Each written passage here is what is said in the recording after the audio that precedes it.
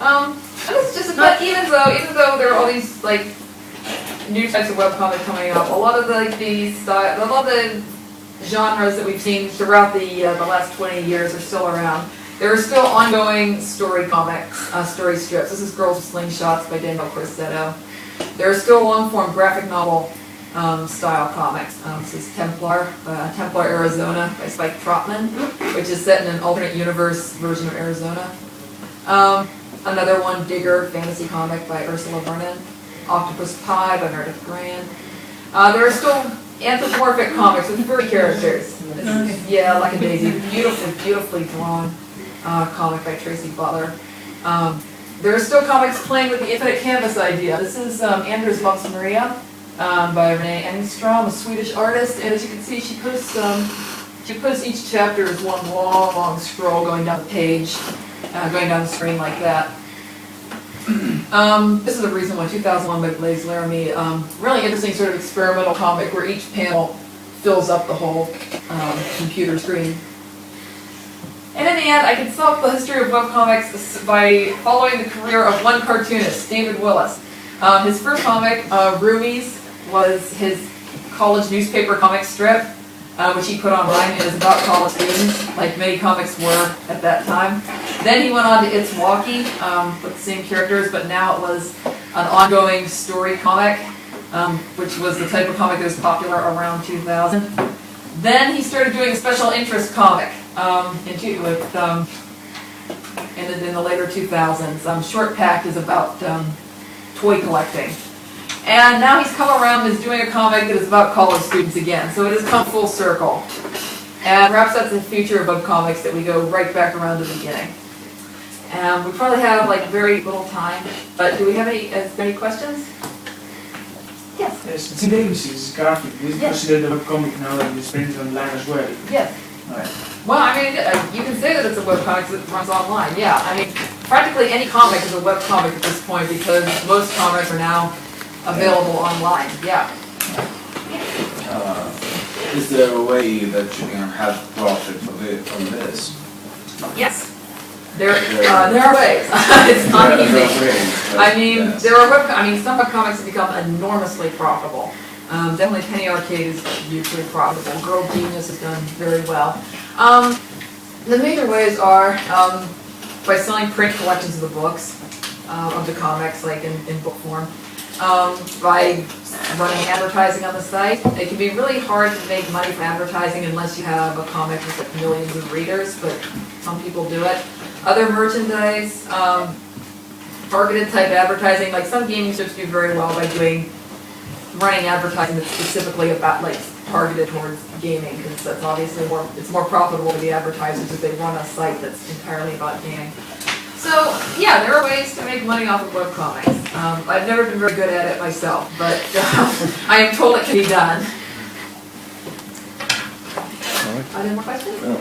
Most of the work that you presented is in English. Do you know about the other countries? Yes, like I said at the beginning, I mostly know about American webcomics. I mean, I've included some here. They're from creators from other countries, but I don't know a lot about international webcomics.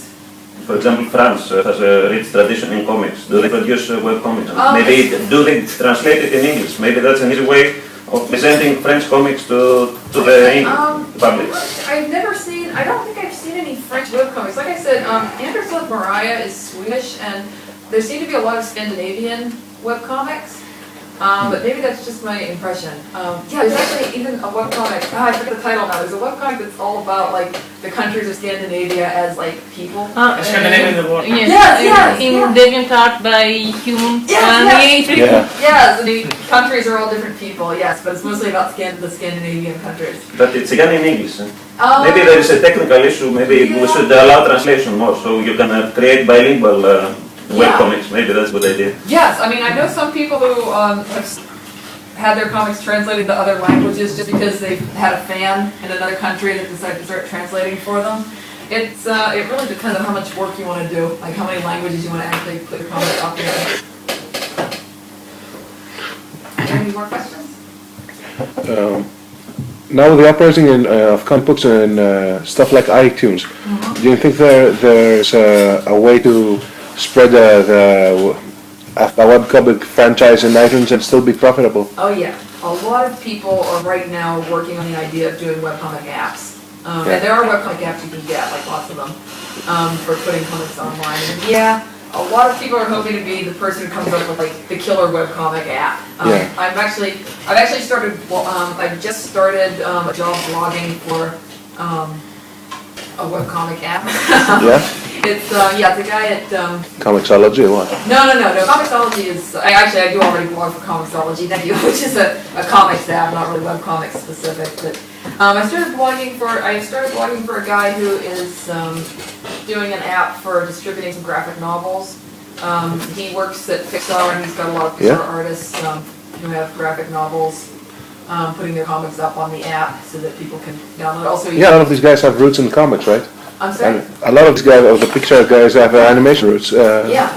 Standard 2D stuff, so it should translate well. So he's got a lot of comics up by people who are animators, but also do comics, like Scott Morris and Enrico Caruso. And he's also trying to look into getting some French comics onto the app, because a lot of French comics most French comics are out of print in the U.S. It's very hard to keep them in print in the U.S. because it's a very small audience.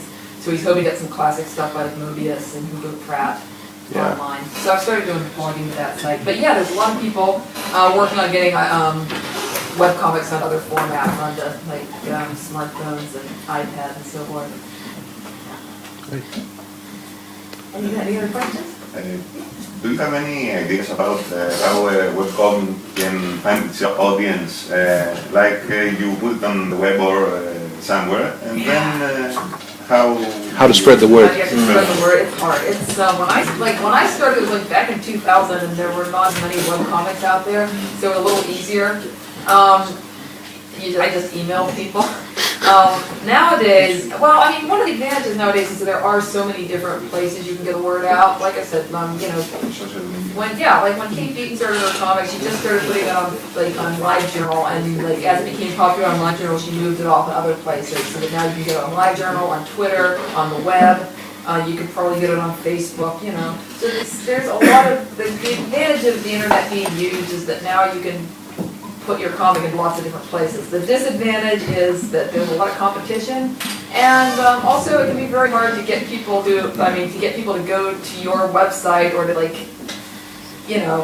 it's very easy for people to take your comic and not know who wrote and drew it. And just post it on 4chan or something. Yes, just post it on 4chan or on DeviantArt. Yeah, I know a lot of people have had problems with people taking their comic off of their website and erasing the name and posting it on DeviantArt as their work.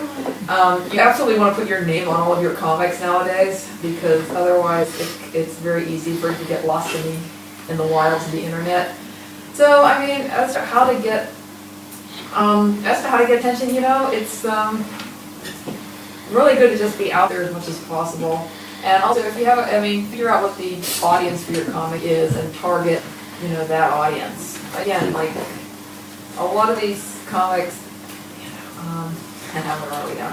Yeah, this comic became popular by targeting librarians, which seems like a really small group, but there's no other comics that are targeting librarians. Yeah, but it's actually not just about librarians, it applies to all clerks. Yes, so it gets a wider audience. Exactly. Anybody who works behind a desk, especially anybody that's selling books or information and stuff, it's big with them.